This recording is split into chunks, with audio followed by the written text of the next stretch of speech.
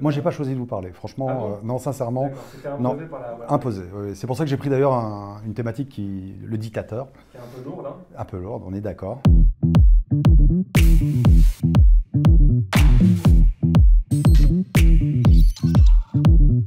Nous sommes à Hollywood, en 1940.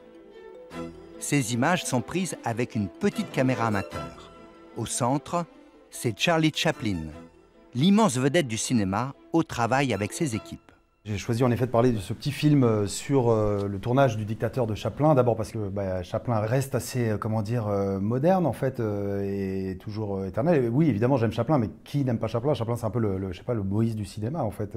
Donc, je suis tombé là-dessus et c'est vrai que je me suis dit c'était intéressant parce que c'est comme presque un premier making-of.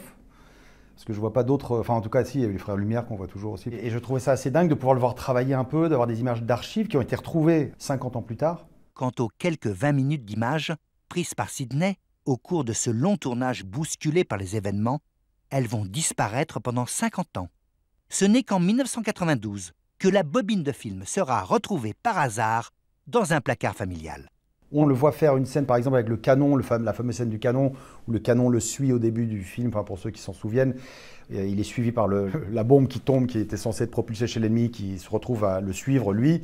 Et on voit, par exemple, une scène coupée où, en fait, il voulait, lui, se mettre dans le canon et être propulsé. Et donc, c'est assez passionnant de voir un mec comme lui répéter, enfin, en tout cas, pour un acteur, pour un metteur en scène.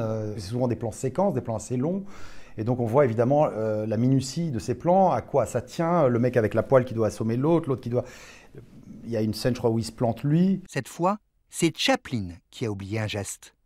Revoyons ça plus attentivement. Regardons le seau de peinture qu'il tient dans la main gauche. Il aurait dû l'utiliser pour faire tomber son poursuivant juste après le coup de poêle. Là, maintenant. Il lâche le seau bien trop tard. La prise est ratée.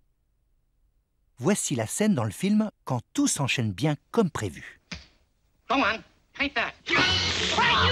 Évidemment que Charlot, c'est le personnage qui est complètement refoulé de la société, qui est complètement dénigré, et il arrive à en faire un héros, et tout en parlant et montrant peut-être les petites gens, qui les met en lumière, et puis tout à coup ils deviennent héroïques. Ce que j'aime aussi, c'est que l'héroïsme démarre souvent chez lui avec de la lâcheté, quoi. Au final, ce qu'on aime, c'est se dire, ce mec-là, ça pourrait être n'importe qui, finalement. Dictators free themselves, but they enslave the people. Now let us fight to fulfill that promise. Let us fight to free the world, to do away with national barriers, to do away with greed, with hate and intolerance. Moi, j'adore cette scène, justement, cette dernière scène. Bon, c'est un chef-d'œuvre absolu, parce que quand on pense à la portée que devait avoir ces discours-là, d'humanité justement à la fin dans le monde à l'époque, parce que c'est sorti en 40, mais j'imagine que pendant la guerre il a dû être vu, ce film.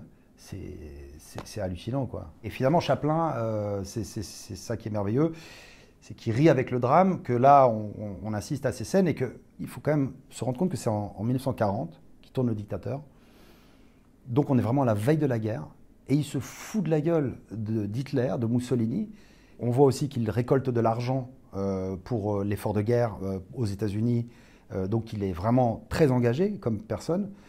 C'est incroyable, avant ce drame, que ce film ait été fait à l'aube de ce qui va se passer.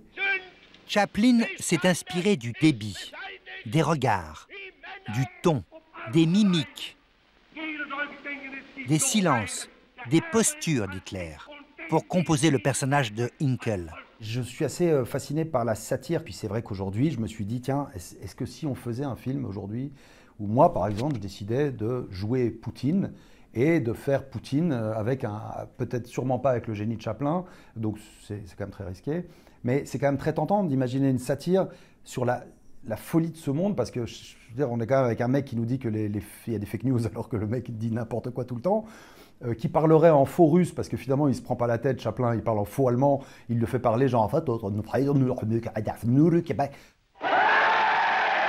Dans son film, Chaplin pousse la caricature de son dictateur jusqu'à lui imaginer un langage. Straf mit sein Hüten, sagt der Flerken wird der Hüten, sagt der Erden. Und stritt mit seiner Trutz, als Idol der Glotzers, mit seiner Tomelia. Enfin, je veux dire, à une époque où le mec est sanguinaire, va tuer 6 millions de juifs, le mec se permet de se foutre de la gueule comme ça, et moi je parlerais en russe, par exemple, je ferais... Putain, le russe, je l'ai pas en tête là. Attends. Comment le monde réagirait aujourd'hui si un cinéaste, un acteur faisait ça, par exemple? Je veux dire, faut au moins avoir le génie de Chaplin pour se permettre ça, et je pense que le mec serait en danger de mort. Ce qu'il a fait à l'époque reste quelque chose d'extrêmement moderne aujourd'hui. Ce qui est assez incroyable, c'est qu'on voit dans le making-of Winston Churchill et son fils qui rendent visite à Chaplin. Et ce que je ne savais pas du tout, c'est qu'en fait, ils avaient un projet commun avec Winston Churchill qui devait écrire le scénario de Napoléon. Et donc, tu vois juste Charlot en Napoléon, tu vois juste une photo. Et voilà, donc je trouve ça assez génial d'imaginer ce que ça aurait pu être. On aurait pu avoir un Chaplin en France en Napoléon, quoi. Et donc, ces images d'archives de l'INA, c'est merveilleux parce que c'est une manière de rentrer dans les coulisses, de le voir danser avec Madame Mussolini, de le voir répéter les choses, le machin. Ça dure 26 minutes, c'est assez court. Franchement, si vous avez rien à foutre et que vous n'avez pas envie de regarder la dernière saison de Koh-Lanta, alors que moi aussi j'apprécie ça, mais c'est vrai que je me suis arrêté depuis peu, eh ben regardez ça.